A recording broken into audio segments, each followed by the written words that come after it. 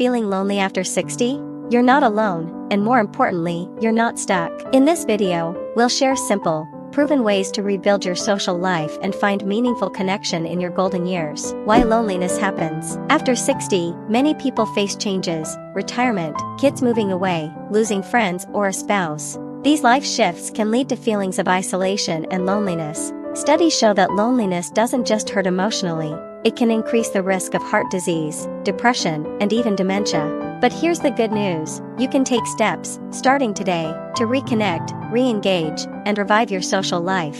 Start small, but start. You don't need a huge crowd to feel connected. Start small. Call an old friend you haven't spoken to in a while. Invite a neighbor for coffee.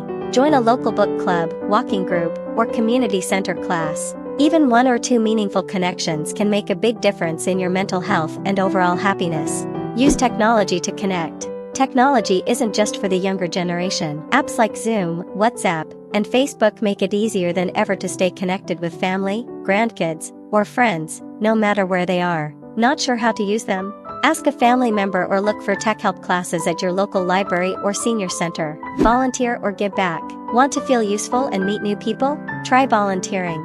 Whether it's helping at a food bank, mentoring young people, or walking dogs at a shelter, giving back brings purpose and puts you in contact with others who share your values. Try something new. Now's the perfect time to try a new hobby or join a class. Always wanted to paint, dance, learn photography? Learning something new stimulates your brain and opens the door to meeting people with similar interests. Look for low-cost or free classes in your area, or even online communities that match your passion. Loneliness after 60 is real, but it doesn't have to last. One phone call, one new hobby, one new hello can change everything. Take the first step today, because your story isn't over.